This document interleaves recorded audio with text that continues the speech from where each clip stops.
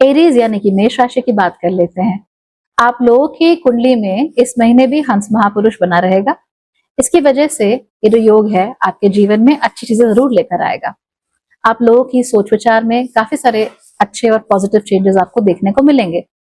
आपको ऊपर ऊपर से देखने में लग सकता है कि चीजें मुझसे छिन रही हैं या मेरी रही नहीं, या फिर सब लोग अपने ट्रू कलर्स मुझे दिखा रहे हैं, बट इन रियलिटी आपको उन चीजों से काटा जा रहा है जो आपकी है ही नहीं। तो ऐसे में अगर कोई भी चीज आपसे दूर चली जाती है या आपकी नहीं हो पाती, तो उसको लेकर जरूरत से ज्यादा शोक मनाने की जरूरत नहीं है।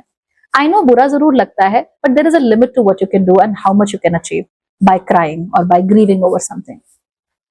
तो जो जाता है उसको जाने देना, और जिसके साथ जितना भी अच्छा समय बिताया है केवल उसको याद रखने की कोशिश करना।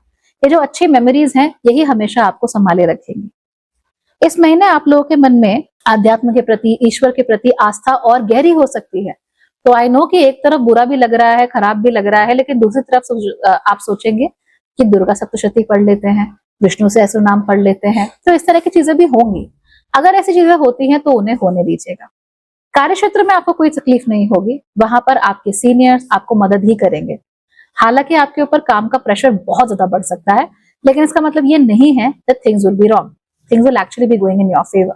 तो काम करते रहना है, eventually it will definitely give you good results. आप लोग ऐसा भी नोट करेंगे कि इस महीने आप लोगों का बहुत ज्यादा कुछ बोलने का मन नहीं है, बहुत ज्यादा कुछ आप एक्सप्रेस नहीं कर रहे हो, लेकिन अब जो भी एक्सप्रेस कर रहे हो ना वो सच हो जा रहा है। तो आपके मुंह से निकल गया कि ये होगा, अचानक से ही आउट ऑफ द ब्लू, और वो हो गया। आपके मन से अचानक से ऐसी बात आई कि ये ठीक नहीं है, चाहे वो बाहर से व्यक्ति कितना भी अच्छा लग रहा हो, आपके मन ने कहा कि ये ठीक नहीं है, और इवेंचुअली आपको पता लगा कि वो ठीक नहीं है। तो ये intuitively you are going to be at a very high space and eventually it's going to be working in your favour, जो कि बहुत बहुत अच्छी बात है। मुझे ऐसा भी लगता है कि इस समय पर आपकी आइडेंटिटी को लेकर थोड़ा सा क्राइसिस आपको महसूस हो सकता है। आपने आज तक जिन चीजों के साथ खुद को कनेक्ट करके रखा, जिन चीजों के साथ खुद को अटैच करके रखा, हो सकता है कि अब वो चीजें आपके लिए काम करना बिल्कुल ही बंद कर दें, और आपको रियलाइज हो कि अगर मैं बिल्कुल काम के साथ या अपने पति पत्नी के साथ या अपने बच्चों के साथ या किसी भी एक चीज को पकड़कर अपनी आइडेंटिटी अगर उसके साथ ही बनाना केवल शुरू कर दूं, तो वो मेरे लिए अच्छी बात नहीं होगी, वो मेरे लिए उल्टा नुकसान ही करेगी।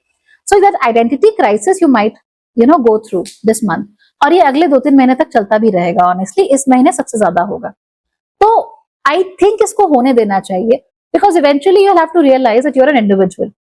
आप काम करते हैं, आपकी काम में आइडेंटिटी है, फाइन।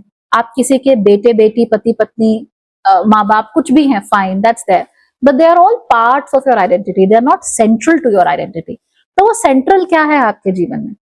ऐसी कौन सी चीज है जो आपसे छीनी नहीं जा सकती, जो हमेशा आपके पास रहेगी?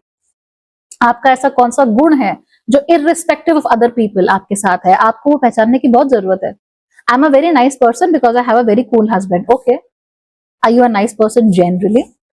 I'm a very curious person because I love astrology. Forget about it. Are you just curious generally? Because if you're curious generally, then you're curious about everything, not just astrology. Right? क्योंकि अगर आपको केवल astrology में interest है तो आप ये नहीं कहोगे कि I am curious, you will say that I love astrology.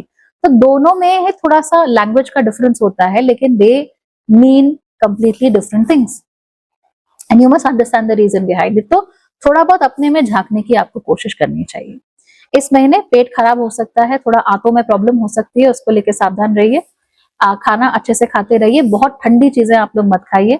आपका जिसको हम गट माइक्रोबायोम कहते हैं उसमें दिक्कत हो सकती है, जिसकी वजह से ब्लोटिंग, गैस, फ्लैटुलेंस, कब्ज, इस तरह की परेशानियां आपको हो सकती है। तो फिर उसको लेकर आपको सावधान रहने की सख्त जरूरत है। ऐसा भी कई केसेस में देखने को मिलेगा that you will become angrier very quickly. बहुत जल्दी आपको गुस्सा आएगा, बहुत जल्दी आपका पारा चढ़ जाएगा, या बहुत जल्दी you'll be like, हटाओ उसको, मुझे नहीं चाहिए। तो एकदम से तिलमिलाने के चांसेस बहुत ज्यादा हैं आप लोगों के। बट रिमेंबर, चांसेस हैं, तिलमिलाना है या नहीं वो तो आप पर निर्भर करता है। हो सकता है कि 10 में से एक बार आप कंट्रोल नहीं कर पाए, पर 10 में से 5-6 बार तो कंट्रोल कर ही सकते हैं। That is enough damage control. उसको आप कोशिश करिए कि संभाल के रखें। आपके जो स्पाउस है उनके साथ ज्यादा कुछ इस समय पर उम्मीद मत कीजिए। ऐसा नहीं है कि चीजें खराब हो रही हैं या कुछ बहुत ही बुरा हो चुका है, but sometimes you just can't expect too much from people, और एक्सपेक्टेशंस उल्टा आपको ही नुकसान देकर जाती हैं। तो ये एक्सपेक्टेशन का समय तो बिल्कुल भी नहीं है। You have to stay away from all and any sorts of expectations in order to be happy. याद रखिए कि इस महीने आप लोग कोशिश बहुत करेंगे कि आपको ईश्वर का आशीर्वाद मिले, वो आपके साथ रहे, वो आपको कोई रास्ता दिखाएं। बट आपको जैसे ग्लैमरस रास्ते बताए जाते हैं ना कि भगवान मुझे दिख गए, भगवान ने मेरे लिए किया, ये सब नहीं होगा। You will just here the voice of your intuition, और वो अपने आप ही बिना किसी वार्निंग के, बिना किसी ट्रिगर के बाहर निकल कर आ जाएगी। You just have to allow it to happen and you have to just allow it to be. कई बार आपकी जबान, आपके हाथ पैर आपके कंट्रोल में नहीं रहेंगे, things will just happen. Sometimes your body will react before your mind does, and इसको रोक पाना फिलहाल संभव नहीं है हमारे लिए। हालांकि आई वुड सजेस्ट कि अगर आप इसका इस्तेमाल किसी को नुकसान पहुंचाने में ना ही करें तो बेहतर होगा। So some amount of self restraint is definitely calling here. बाकी थिंग्स आर गुड, पैसा is fine, work life is fine, everything is fine, you'll be taken care of, don't worry. Bye, take care.